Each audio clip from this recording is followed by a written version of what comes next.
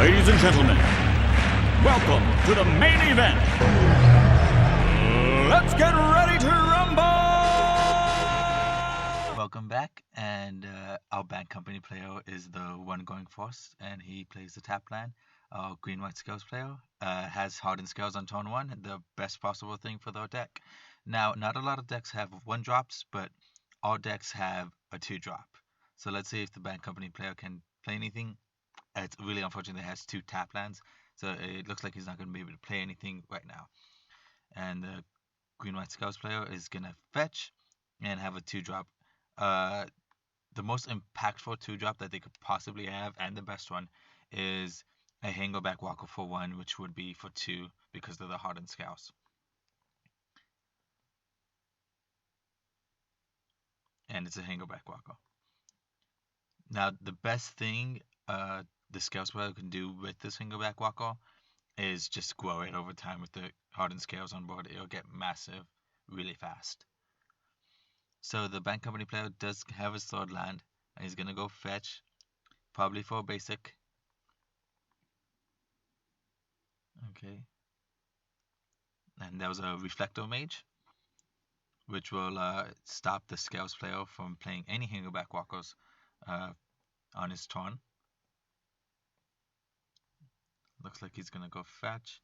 A 3-drop. The green-white hardened scales does have access to Mana Gorger Hydra, which is, in my opinion, way worse for the opponent to handle than a Hangleback Walker because it has trample. Yeah, and it doesn't cost any mana to grow. It just does it naturally. And it's going to get big really fast, even faster than the Hangleback Walker. So right now, with the Reflector Mage being a 2-3 and the Mana Gorger Hydra just being a 2-2, it's a safe attack to do, because you would love it if he traded that Hydra for your Reflector Mage. So Scales player is going to go fetch. He does have a Hangleback Walker in his hand, we know about that, which would grow both itself and the Hydra. Considering how good Hangleback Walker is, he's probably going to deploy it. Maybe on 1, maybe for 2. It looks like Hangleback for 1 with the hardened scales on 2.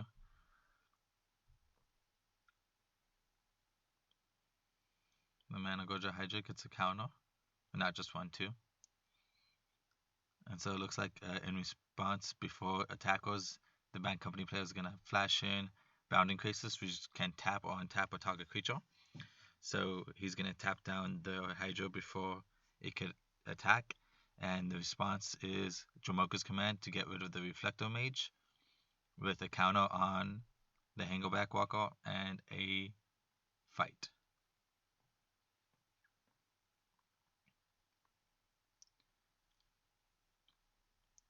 Now this is an awkward position because if he has a Reflector Mage, it'll be good to get rid of the Hydra or the Hangleback Walker. Again, on the opponent's turn, he could do the exact same thing which he did with Bounding Crisis and just tap it down. That seems okay, but not necessarily a plan to win. The Bant company player already seems behind.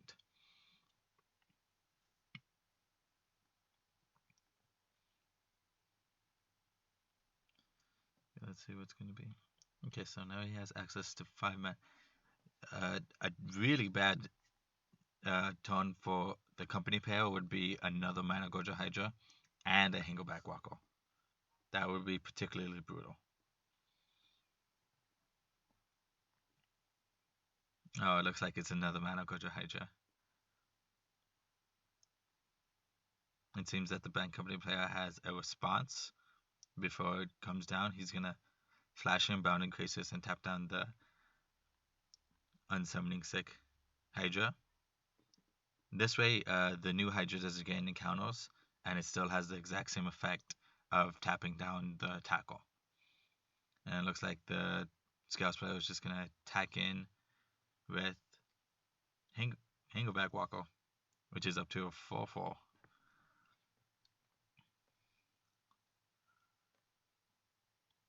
So at this point, the bad company player decides he needs to be getting damage in.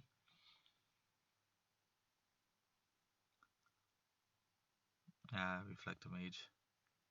I really like that card, but it's seems to be more of a win more card than it's gonna win you the game card. So he's able to bounce back the Managoja Hydra, and it seems the Green White Scales player doesn't play anything on his turn because he only has Managoja Hydras in his hand, and the Bant company player is severely stuck on land, still on 3 mana, and this appears to be turn 7.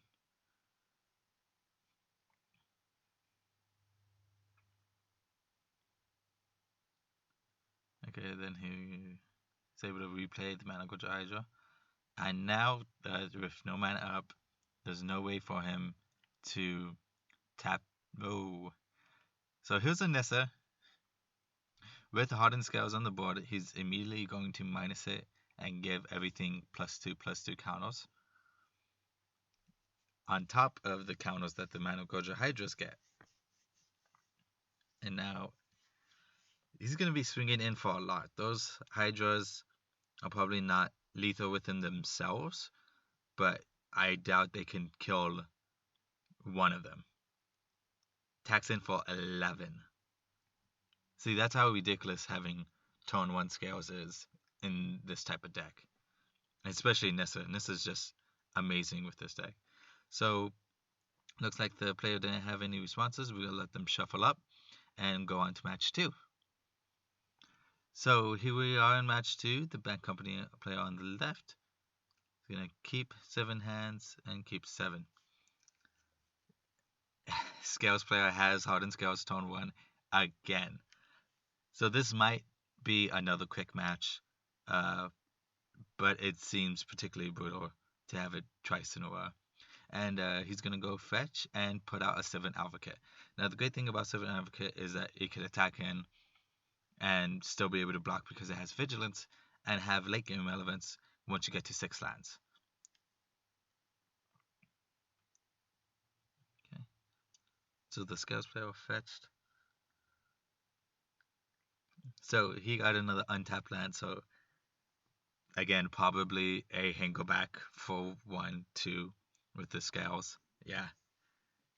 And this Scales player is pretty ridiculous. Turn 1, best possible play. Turn 2, best possible play, in my opinion.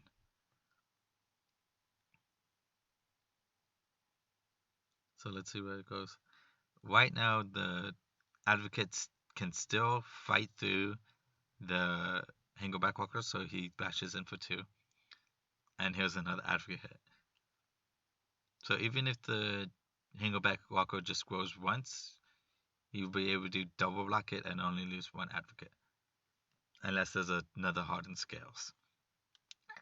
And Avatar of the Resolute having Trample and Reach, which is not the important part, it's getting a +1 counter. It's getting 3 +1 counters because of the 2 Scales and having a Hangleback with a counter. So now it's not profitable at all to attack, and it looks like these Advocates are going to stay back on defense. 3 Advocates back on defense. And he's only reached 3 lands. He was on the play, so he's missed the land drop. He played 1 that turn, so he only had 2 in his opening hand and didn't draw any.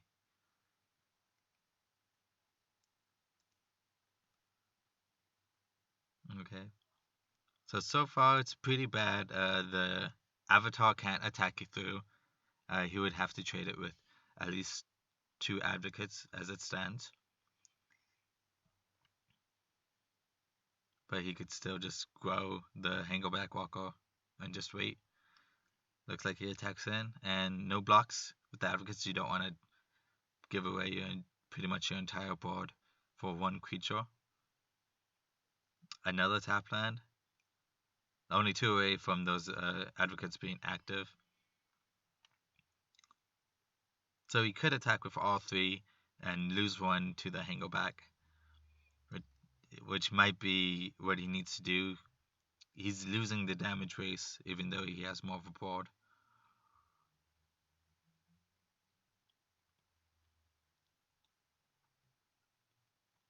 Okay, so he attacks in for 4, loses 1 advocate, and just passes the turn.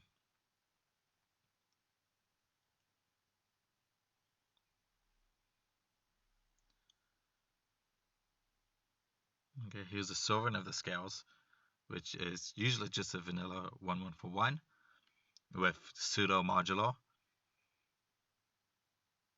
but with the Scales it gets up to a 3/3. And so before he's able to attack with the Avatar, he flashes in Bounding Crisis, which taps it down.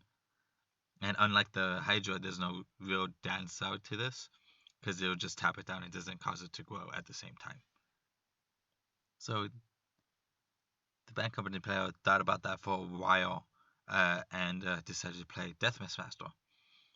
Now, Death Mist Raptor is good to hold back the Avatar, but that probably means that he's going to be swinging in with his huge Hangleback Walker and just hope that he blocks with the Death Mist to get all those flying tokens.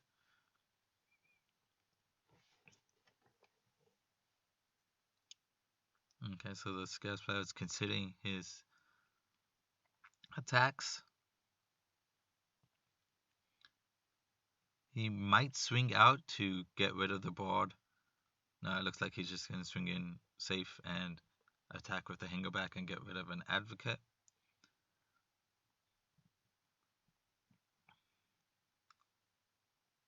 It's 4 mana for a 6 counters endless one.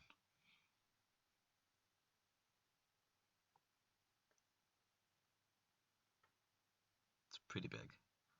So now there's 2 huge threats.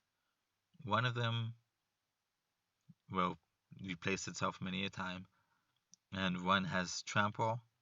But you have 2 vanilla creatures that you can chump block profitably to a degree, and not take the damage. But it looks like he's going to play Sylvan Advocate, which is 1 land away from being active. He has 2 of them, so it's so close.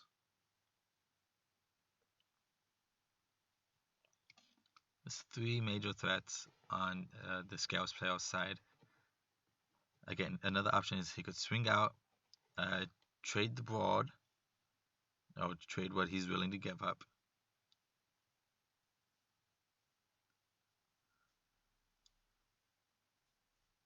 Because the Scales player is very cautious. So again, he's just going to attack him with the Hangleback and just get rid of another advocate. So let's see if these advocates will become active. They are active. So he does have a manland in Lumbering Falls, which he may want to animate. Probably not though, seems like a mana deficient move. So he's going to cast his Morph, which everyone knows if it's a Morph, it's usually Den Protector. And I guess he's considering his attacks right now, which he doesn't have. He has 1 good block, but I would doubt it if he attacked. Oh, well, he can attack with the Death Mist Raptor since the Hangleback Walker is tapped, and the Scales player is just going to let it go through.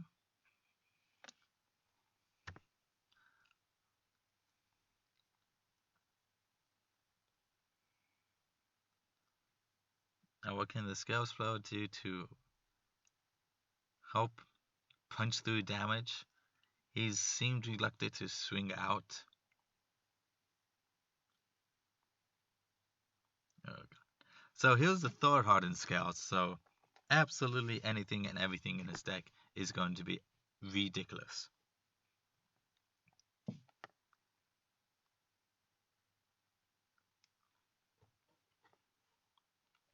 So that Hangleback Walker is going to get even larger, and when that servant dies for some reason, he's going to make something else huge. Well, bigger. So he's going to attack in with his Endless One and his servant. Now, at this point, since the servant is a 3/3, you can block with an Advocate and kill it.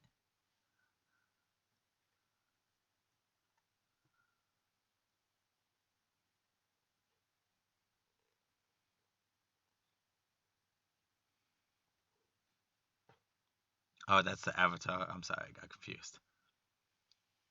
So before damage, he's going to flip up his Den Protector and get that looked like an Advocate. But the double block was necessary there to get rid of the Avatar.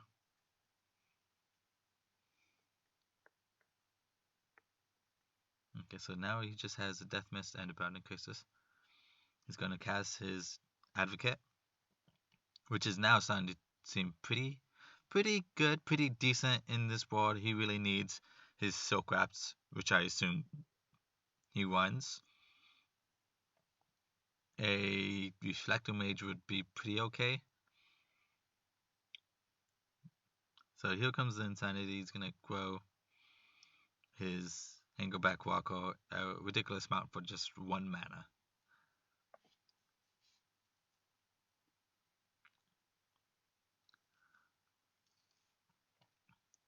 So the Scouts player has this pretty good board. He's got a big Endless One and a really big Hangleback Walker.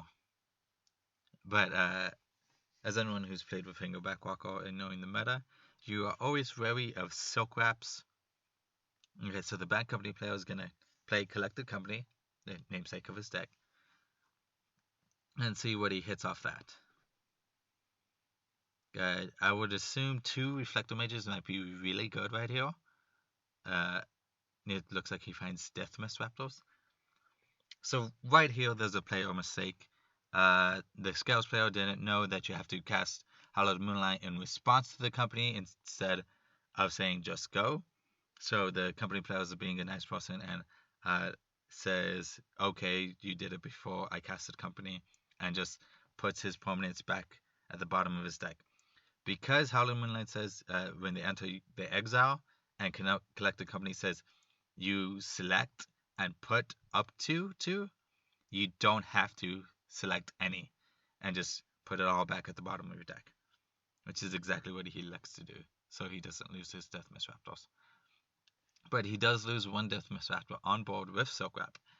So it looks like he's going to attack in.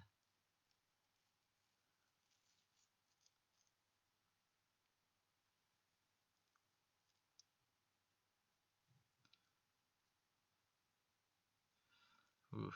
This is a really rough position for the Bant Company. He really needed that Collected Company not to just resolve, but hit. With the 2 Death Mists, if they would have came in, that would have been okay. But Death Touchers with a huge Hangleback Walker on the board isn't the best thing in the world. Especially with your opponent playing Jamoka's Command, you could fight down the Death Toucher, so you make sure that you get the tokens instead of having to leave it up to your opponent to block or attack in with your untapped Hangleback Walker.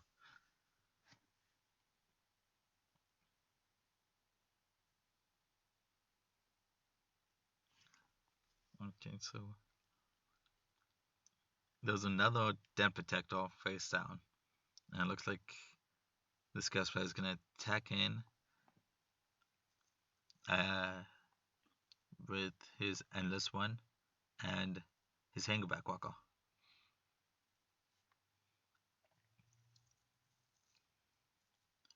So the Bant Company player is deciding he's probably going to flip up Den Protector and chump block something. Oh, it looks like he's going to try and kill the endless one, which is on 6 right now.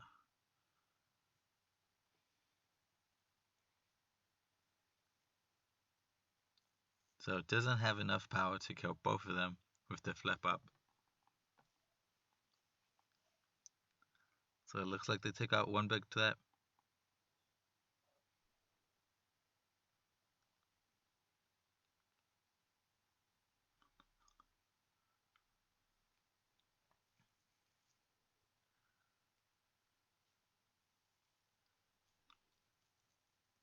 So this is what Scales is good at. If it doesn't argue you out, it has a lot of inevitability.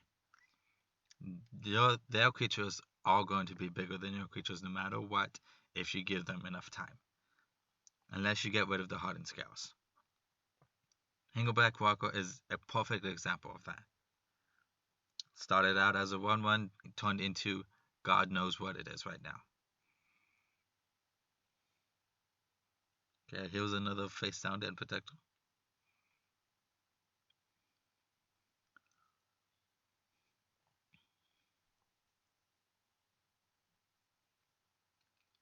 It's interesting that he got back a Den Protector. I would think that you get back the Collected Company and play that. But either way, this seems pretty grim for the Bant Company player.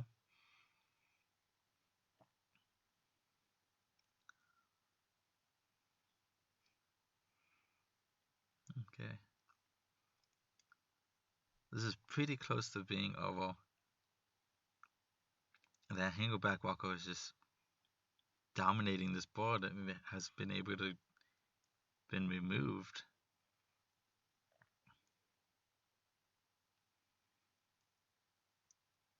Okay, so here's the blacks, and of course he's going to be flipping up Den Protector and getting. This time he gets the company.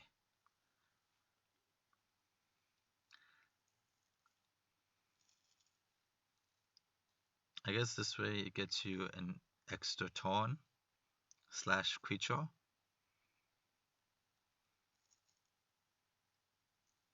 Okay, here's another huge 1, 2, 3, 4, 6, 7, 8. An 8/8 endless one.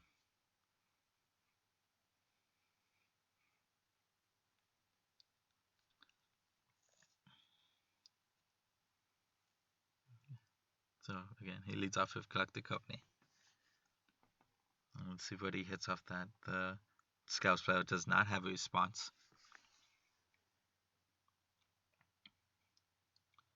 Again, Reflector Mages would be good. Death Mist and Reflector Mage, I think, would be ideal.